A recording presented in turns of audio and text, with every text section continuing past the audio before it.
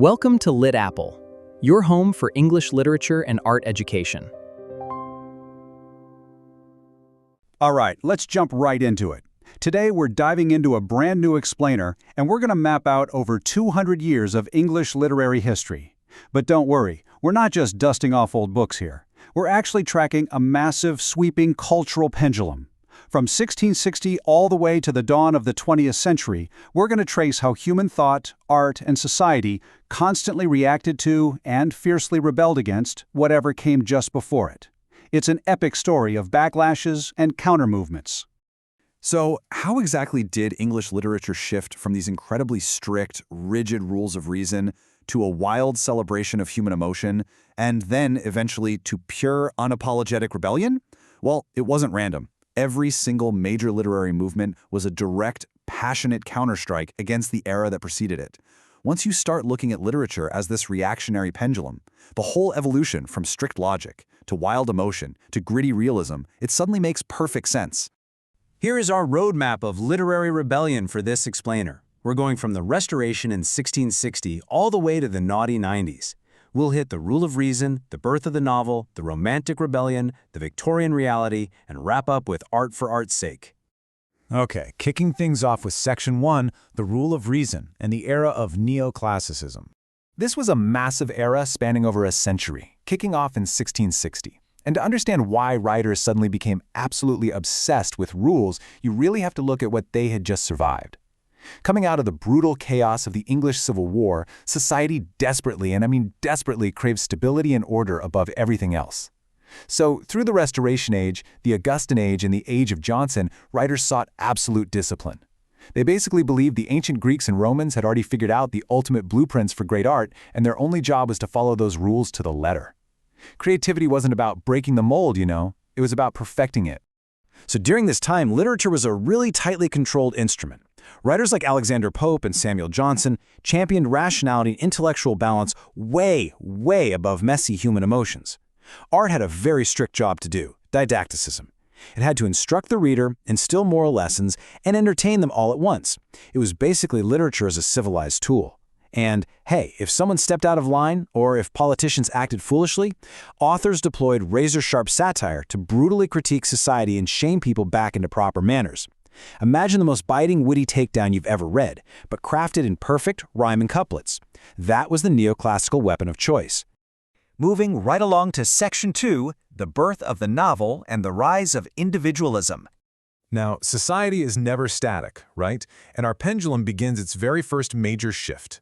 In the 18th century, massive socioeconomic changes completely disrupted the literary landscape. We're talking a growing middle class, rising literacy rates, and the rapid expansion of printing technology. Reading was no longer this exclusive club just for wealthy aristocrats in their private drawing rooms.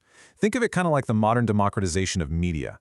Everyday people suddenly had access to books, and they were hungry for stories that reflected their own lives, their personal growth, and relatable individual experiences.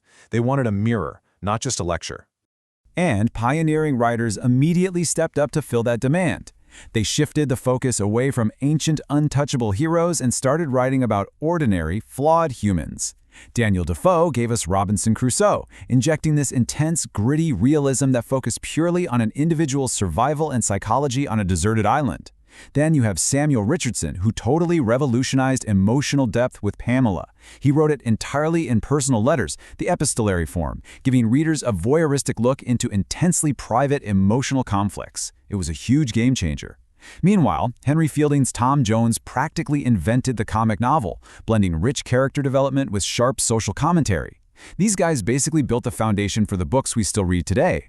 But with the novel firmly planting the seeds of individualism and emotional depth, it begs the question, how did the poetic world react to these shifting cultural tides?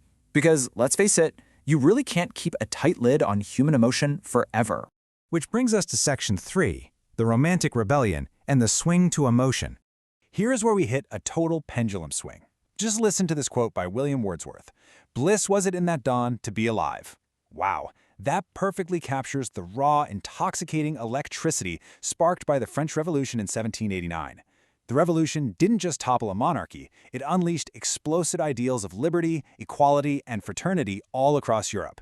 It shattered traditional authority in politics, which, in turn, immediately shattered the strict rules in art. Suddenly, writers possessed this profound, radical faith in human potential and absolute personal freedom. The tight, structured little world of the neoclassics was blown wide open. And talk about whiplash. Where neoclassicism was all about society's rules and hyper-rational thought, Romanticism was the ultimate rebellion. Titans like Wordsworth, Coleridge, Keats, Shelley, and Lord Byron. These guys became the cultural rock stars of their day. They lived passionately, wrote intensely, and sadly often died tragically young. They argued that human imagination, not cold logic, was the absolute highest creative faculty. They valued deep, spontaneous feelings, terrifying Gothic mysteries, and the supernatural. And nature? It wasn't something to be tamed into a neat, structured garden anymore. It was a wild, untamable source of spiritual power and profound truth. But of course, the pendulum never stops swinging.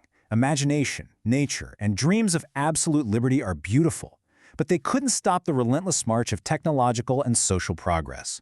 So how does literature react when the romantic dream violently crashes into the gritty reality of modern industry? Well, that leads us right to our next narrative bridge.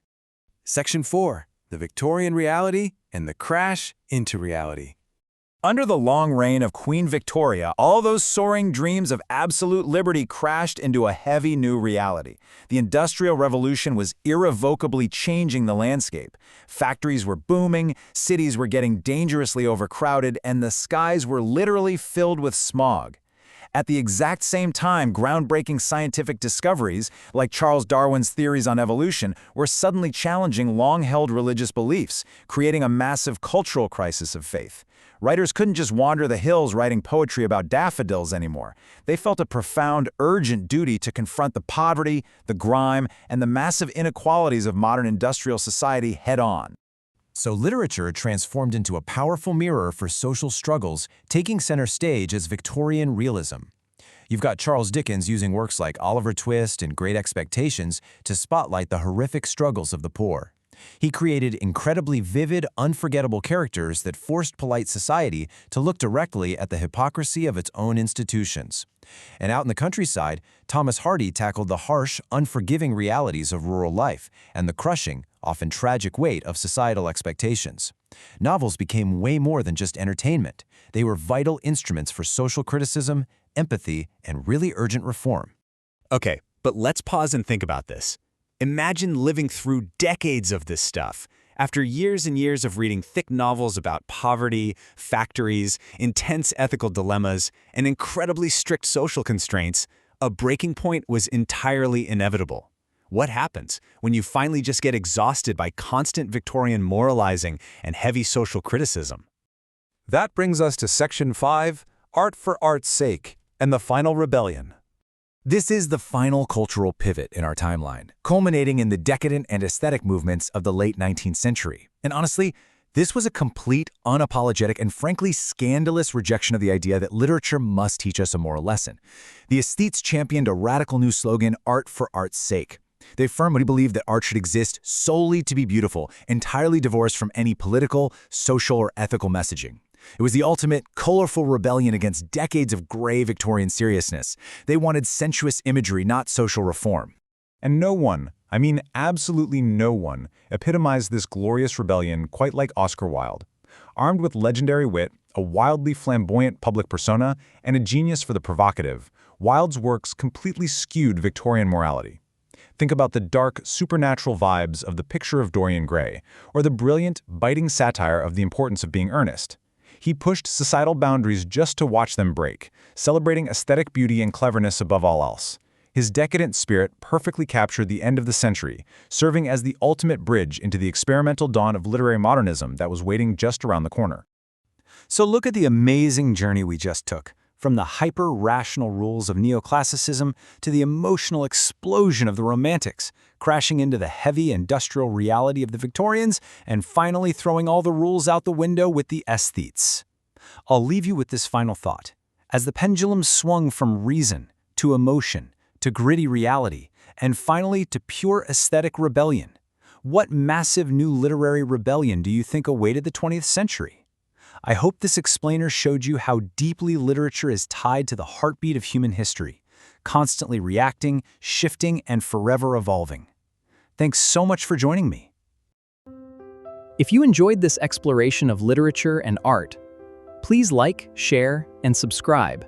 And don't forget to hit the bell icon for updates.